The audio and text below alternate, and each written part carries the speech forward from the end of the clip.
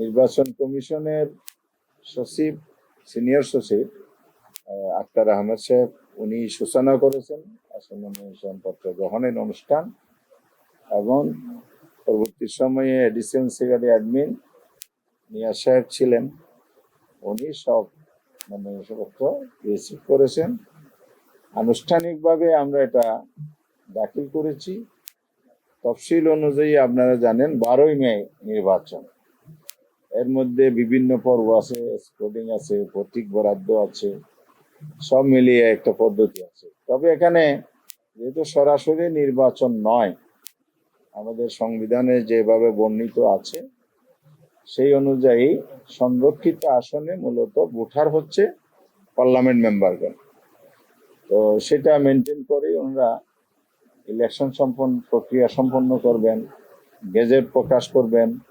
আমরা আশাবাদী হব নারী আসনে যে আমরা কম্বাইন্ড তালিকা সাবমিট করেছি এটার মধ্যে আর কোনো প্রতিদ্বন্দ্বী প্রার্থী থাকার সুযোগ নেই। এই 13টি আসন 13টি তালিকার ভিত্তিতে ওনারা এখানে বিনা প্রতিদ্বন্দ্বিতায় নির্বাচিত হওয়ার কথা।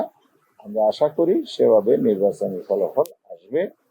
তো এই ব্যাপারে আমরা কমিশনের সাথে আলাপ সেভাবেই হয়েছে, এবং নির্বাচন যেহেতু সরাসরি হয়ে গেছে, পার্লামেন্ট চলছে, এবং টাইমলি যদি ওনারা পার্লামেন্টে যেতে পারেন তাহলে জাতির যে প্রত্যাশা এবং নারী সমাজের যে বিশেষ করে প্রত্যাশা, নারী প্রতিনিধিত্ব, সেই জায়গাটাও আমরা মনে করি সঠিক সময়ে হবে। এই জন্য কমিশন যেন কোনো ধরনের এখানে অন্য কিছু করবে না বা ভিন্ন পরিস্থিতির অবতারণা হবে না, এটাই আমরা আস্থা রাখি। ওনারাও সেভাবে আশ্বস্ত করেছেন। আশা করি 13 জনে নির্বাচিত হয়ে আমাদের 11 দলীয় ঐক্যের পক্ষ থেকে পার্লামেন্টে নারী প্রতিনিধিত্ব করবেন।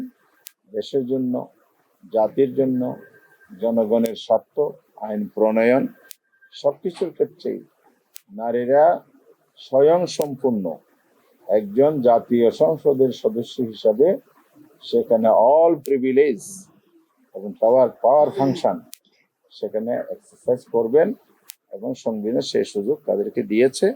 আমরা আশাবাদী হব এই নারীর প্রতিনিধিত্বকারী এই আসনে আমাদের এই 13 জন বিরোধী দলের মঞ্চে বসেই, বিরোধী দলের কাতারে বসেই দেশ গঠনে, জাতি গঠনে ভূমিকা পালন করবে।